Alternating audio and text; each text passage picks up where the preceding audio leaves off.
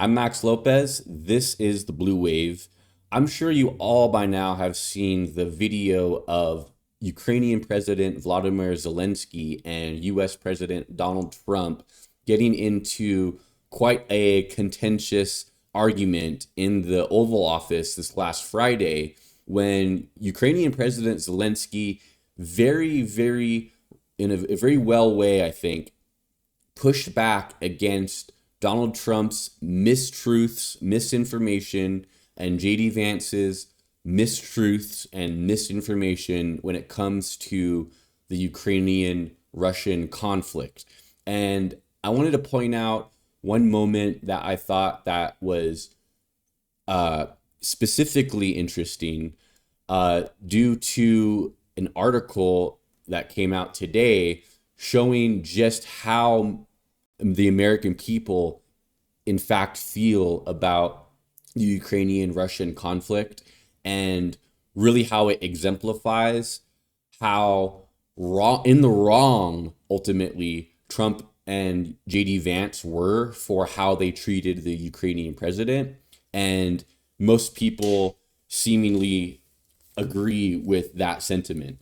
So let me go ahead and play this clip here for you, and then I'll have some comments on the other side.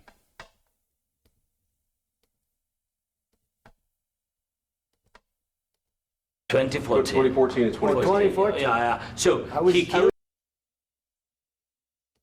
It's a little further back. Was Obama, then President Obama, then President Trump, then President Biden, now the President Trump, and God bless, now President Trump will stop him. But during 2014, nobody stopped him. He just occupied and took. He killed people. You know what the contact line? 2015. 2014 and 2014. Yeah. So I was not here. Yeah, but that's exactly right. Yes, but during 2014 till 2022, the situation the same. The people have been dying on the contact line. Nobody stopped him.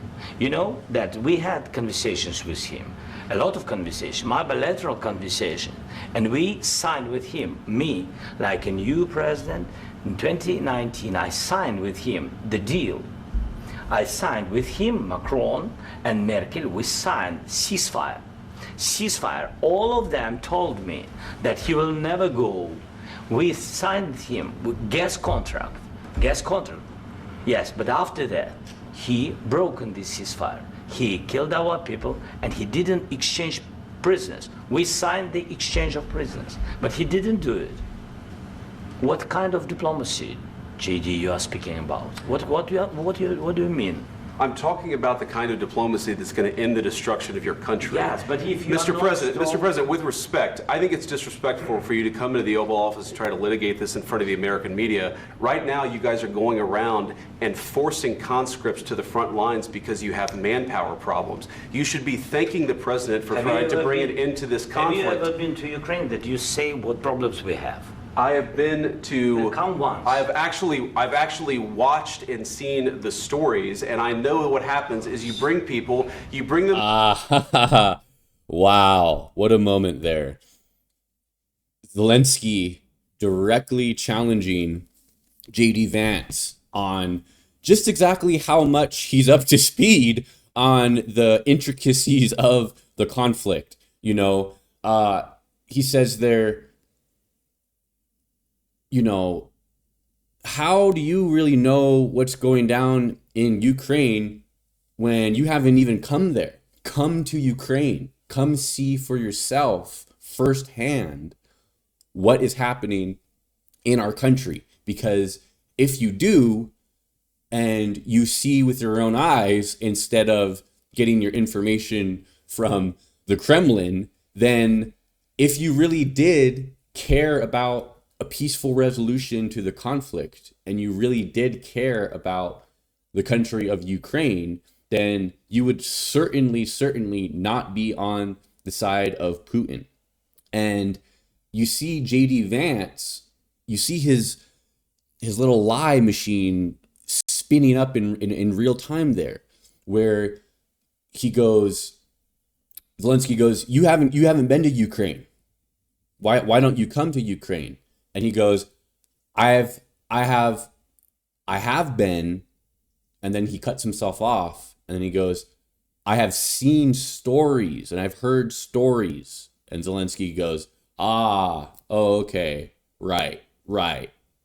Well, what sources are the stories that you heard from? What are the sources? you know? So you can see Vance in real time there go, oh shoot, I can't lie and say that I've been to Ukraine, because people are going to be very easily be able to fact check that and realize that I haven't been to Ukraine. But what can I say that's going to legitimize my lie here? Oh, I've heard stories.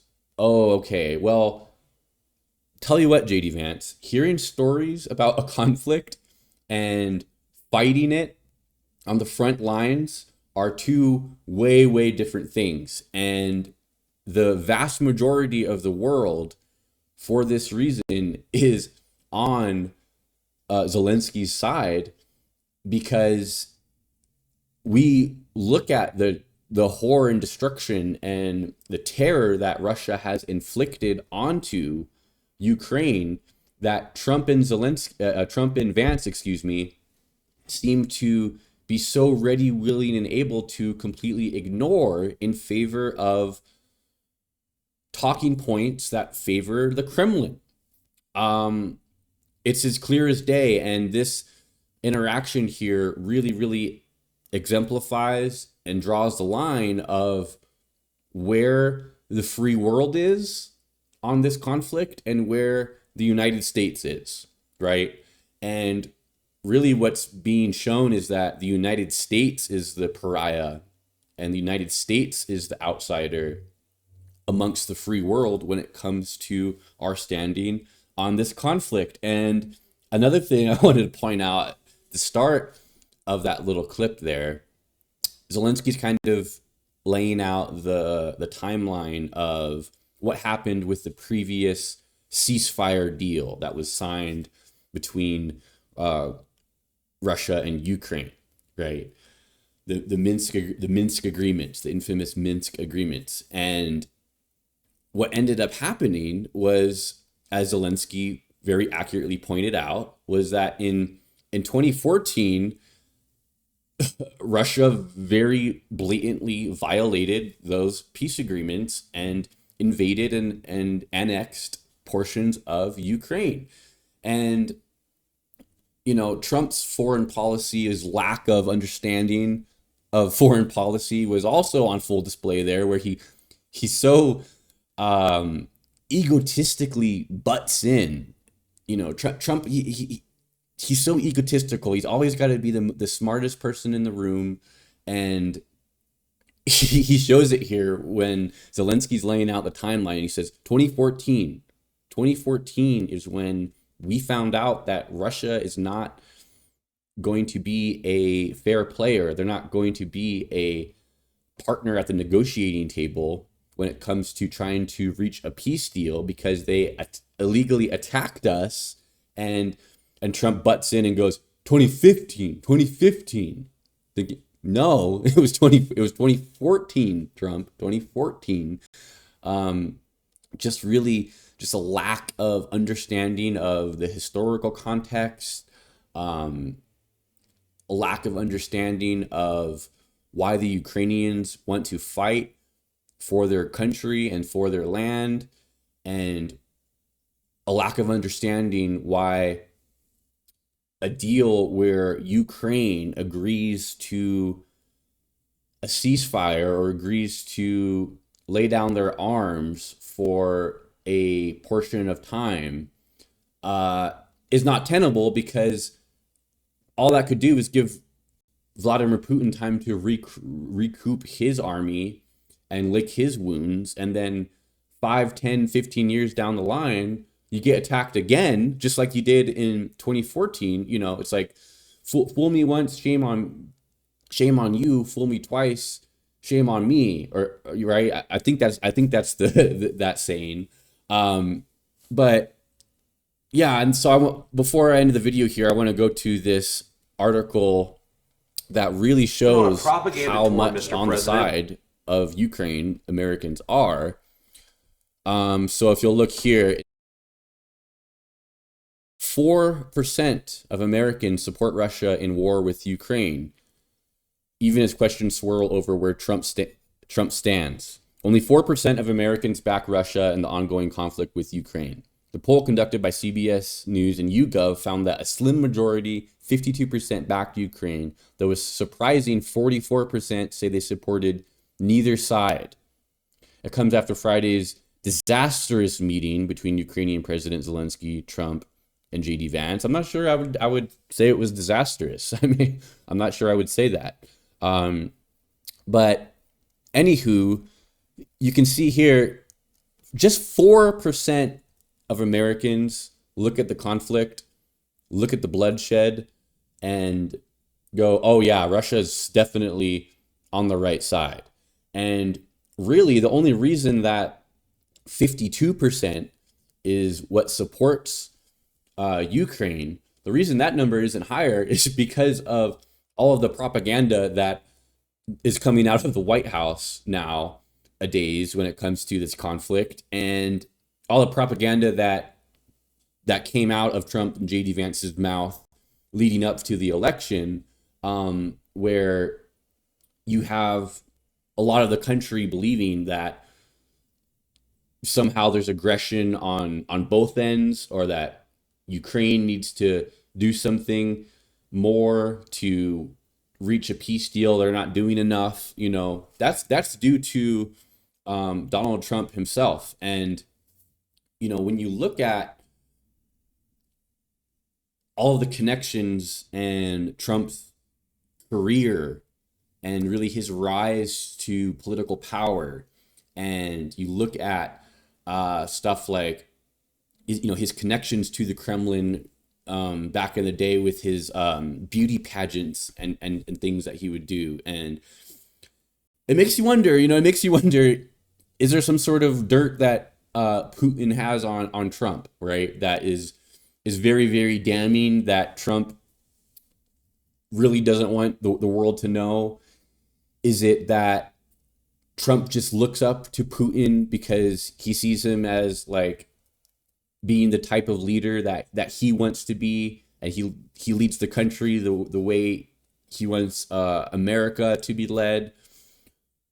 Who knows exactly what it is, but ultimately, America is not the leader of the free world when it comes to this conflict anymore. The Ukrainians, unfortunately, I don't think they shouldn't necessarily rely on America going forward, which is an absolute shame. It's an absolute travesty, because we're able to provide what we're able to provide for them in cost of military equipment is a drop in the bucket compared to how much they are protecting and how much they are, potential future fallout that is being avoided by keeping the conflict contained in Ukraine. By doing that, we're avoiding potentially NATO countries getting involved if Ukraine was to fall and Putin's aspirations of remaking the USSR are not satisfied. He could very much continue east into east, more further eastern parts, or continue west, excuse me. And that could potentially drag NATO countries into the conflict, which would drag U.S. troops and U.S. boots on the ground into and U.S. blood into the conflict, which is, that's not going to make us better off at all. So, it really is a shame that the White House is showing such a lack of leadership on this issue. It's not surprising given what Trump and Vance campaigned on But it still is a shame to see Zelensky treated in the way he got treated in the Oval Office. But I don't think that he did anything wrong at all. I don't think, oh, he should have, bit the bullet and just shut up and take it for the sake of your country. No. I think what he did was amazing. I think anybody that is on the side of peace and resolution to this bloody conflict would be on the side of Zelensky and the way he conducted himself. And I think that really what was signaled is that America is not the leader of the free world anymore, with Donald Trump as our leader. That's all I got for you guys in this one. Thank you so much for watching. Please be sure to like the video, subscribe to the channel, share with somebody who's into politics, and I'll catch you guys in the next video. Take care.